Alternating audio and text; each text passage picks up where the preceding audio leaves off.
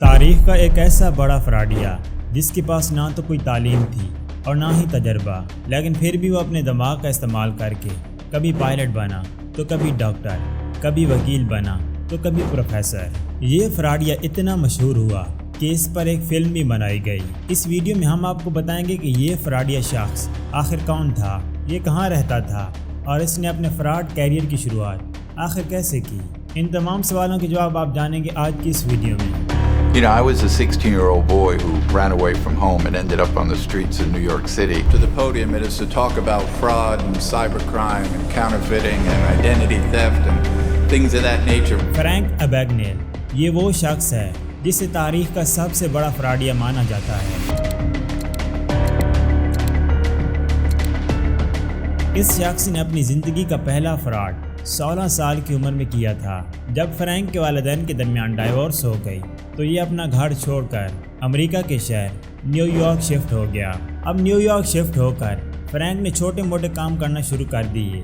اب ان چھوٹے موٹے کاموں سے فرینک بڑی ہی مشکل سے 2 وقت کی روٹی کے پیسے ہی کما پاتا تھا۔ اب فرینک چاہتا تھا کہ وہ اپنی زندگی میں ایک پہچان بنائے، اچھے خاصے پیسے کما کر ایک لگژری لائف سٹائل گزارے۔ اب یہ جس بھی بڑی کمپنی میں اپلائی کرتا تو اسے وہیں سے ریجیکٹ کر دیا جاتا۔ اب فرینک جان چکا تھا کہ اسے کسی بڑی کمپنی میں نوکری تو نہیں ملنے والی، اور اگر نوکری مل بھی گئی تو وہ کم وقت میں زیادہ پیسے نہیں کما پائے گا۔ اس وقت فرینک کی عمر 16 سال ہو چکی تھی، اور یہی وہ وقت تھا جب فرینک کے دماغ میں اپنی زندگی کا پہلا فراڈ کرنے کا آئیڈیا آیا۔ اب فرینک جانتا تھا کہ امریکن گورنمنٹ 16 سال کی عمر میں آئی ڈی کارڈ بنا دیتی ہے۔ آئی ڈی کارڈ بناتے وقت فرینک نے کوئی بڑی ہی ہوشیاری سے اپنی عمر 10 سال بڑھا کر لکھوا دی۔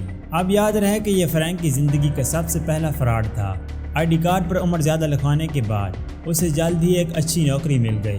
یہ ایک ہوٹل تھا جہاں پر اسے سپروائزر کی نوکری پر رکھا گیا۔ یہ شہر کا ایک مشہور ہوٹل تھا جہاں پر زیادہ تر پائلٹ اور آرمی کے لوگ ہی آیا کرتے تھے۔ اب فرینک جب پائلٹس کا لائف سٹائل دیکھتا تو وہ دل ہی دل میں خواہش کرتا کہ کاش وہ بھی ایک پائلٹ ہوتا اور پوری دنیا کی سیر کرتا۔ اب ایک دن فرینک کے دماغ میں ایک نیا آئیڈیا آیا کہ کیوں نہ نقلی پائلٹ بننے کی کوشش کی جائے۔ اب پائلٹ بننے کے لیے اس نے سب سے پہلے پائلٹ کے کام اور ذمہ داریوں کو اسٹڈی کرنا شروع کر دیا۔ پائلٹ کے کام کو سمجھنے کے بعد اب اس نے بھی فیصلہ کیا کہ وہ بھی پائلٹ بننے کا ڈرامہ کرے گا۔ اب اس نے امریکہ کی سب سے مشہور پین ایئر لائنز میں انٹر ہونے کا فیصلہ کیا، لیکن اب مسئلہ یہ تھا کہ اس کام کے لیے اسے سب سے پہلے پائلٹ کا یونیفارم چاہیے تھا۔ اب اس نے پین ایئر لائنز میں کال کی اور ان سے کہنے لگا کہ وہ اسی ایئر لائن کا پائلٹ ہے اور اس کا یونیفارم خراب ہو چکا ہے، لہٰذا اسے ایک نیا یونیفارم دیا جائے۔ فرینک کو ایک کمپنی کا ایڈریس دیا گیا اور وہاں سے نیا یونیفارم لینے کا کہا گیا۔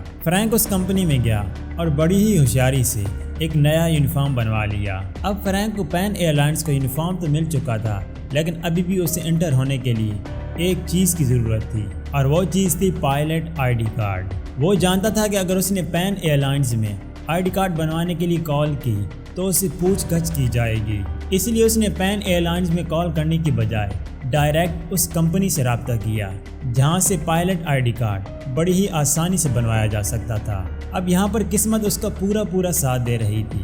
اس نے کمپنی کو زیادہ پیسوں کی لالچ دے کر ایک نیا پائلٹ آئی ڈی کارڈ بنوا لیا۔ اب فرینک کے پاس یونیفارم اور پائلٹ آئی ڈی کارڈ دونوں آ چکے تھے، لہذا اب باری تھی پین ایئر لائنز میں انٹر ہونے کی۔ اس نے پائلٹ کا یونیفارم پہنا اور آئی ڈی کارڈ لے کر پین ایئر لائنز میں انٹر ہو گیا۔ وہاں جانے کے بعد اسے چھوٹے موٹے کام دیے گئے اور ایک دن کے لیے اس کی ڈیوٹی جہاز میں لگا دی گئی۔ تقریباً 2 سالوں تک فرینک اسی طرح جہاز میں ایک جگہ سے دوسری جگہ سیر کرتا رہا۔ ان 2 سالوں کے دوران نہ صرف وہ مفت کا کھانا کھاتا رہا بلکہ مختلف ممالک کی سیر بھی کرتا رہا۔ اب ایک دن اس کے ساتھ کام کرنے والے ملازم کو شک ہوا کہ فرینک جھوٹ کی بنیاد پر اس کمپنی میں نوکری کر رہا ہے۔ اس ملازم نے پین ایئر لائنز کو اس کی خبر کر دی، اور فرینک کو بھی اب یہ بات معلوم ہو چکی تھی۔ اب اس سے پہلے کہ کمپنی اس سے کچھ پوچھتی وہ نیو یارک شہر چھوڑ کر اٹلانٹا شہر شفٹ ہو گیا۔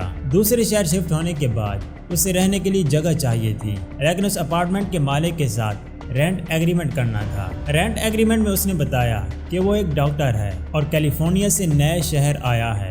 خیر جیسے تیسے کر کے فرینک رینٹ ایگریمنٹ کر کے اس اپارٹمنٹ میں رہنے لگا۔ اب کچھ دنوں کے بعد فرینک کی ملاقات ایک شخص سے ہوئی۔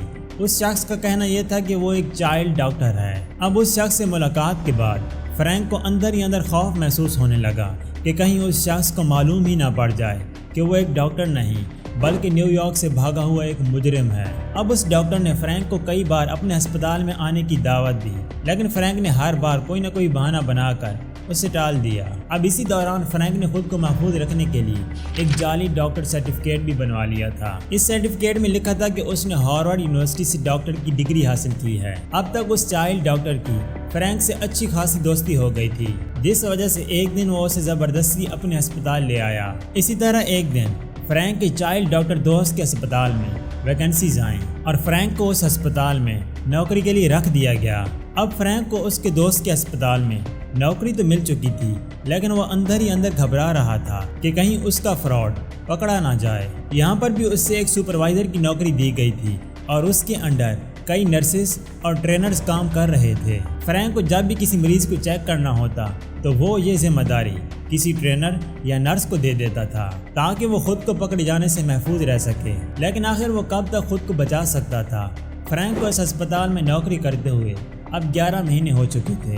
چونکہ یہ ایک چائلڈ ہسپتال تھا، اب فرینک کو ڈر تھا کہ کہیں اس کے فراڈ کی وجہ سے کسی بچے کی جان ہی نہ چلی جائے، لہذا اس نے یہ نوکری بھی چھوڑنے کا فیصلہ کیا اور ایک دوسرے شہر لوسیانا شفٹ ہو گیا۔ اب لوسیانا شہر شفٹ ہونے کے بعد فرینک ایبیگنیل کی ملاقات ایک لڑکی سے ہوئی۔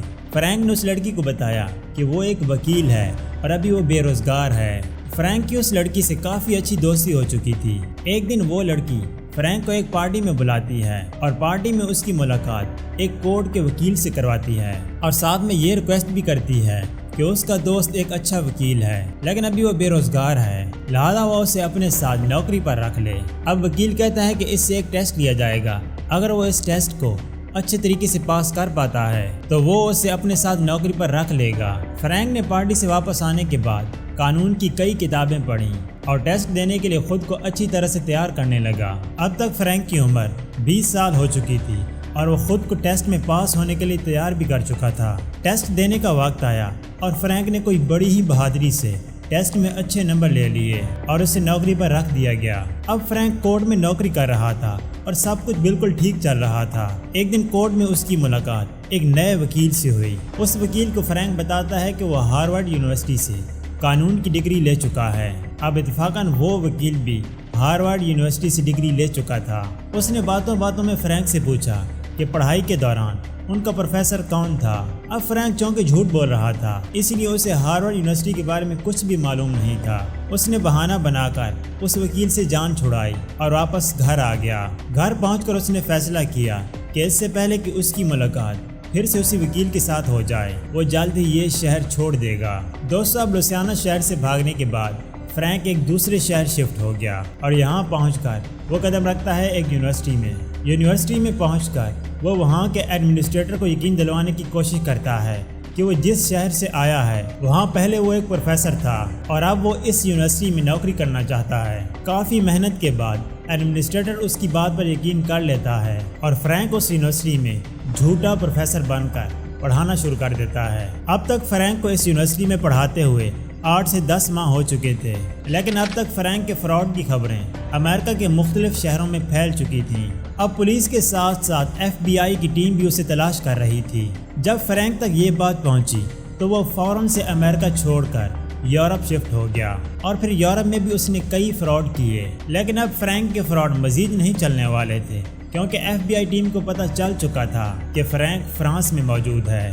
FBI ٹیم وارنٹ لے کر فرینک کے پاس پہنچی اور پھر اسے فرانس کی جیل میں قید کر دیا گیا۔ کچھ دنوں بعد اسے نیو یارک کی جیل میں شفٹ کر دیا گیا اور وہاں پر فرینک ایبیگنیل کو 12 سال کی سزا سنا دی گئی اور یوں فرینک کے فراڈ کی کہانی ختم ہوئی۔ دوستو، اب کہا جاتا ہے کہ فرینک اپنی سزا مکمل کر کے رہا ہو چکا ہے اور آج اس کی عمر 76 سال ہو چکی ہے۔ یاد رہے کہ فرینک کے فراڈ کی کہانی اتنی مشہور ہوئی کہ اس پر ایک ہالی ووڈ فلم بھی بنائی گئی جس کا نام ہے catch me if you can, اور یہ مووی کافی زیادہ سپر ہٹ بھی ہوئی تھی۔ تو دوستو، یہ تھی آج کی ویڈیو۔ ملیں گے اس طرح کی ایک اور نئی ویڈیو میں۔ خدا حافظ۔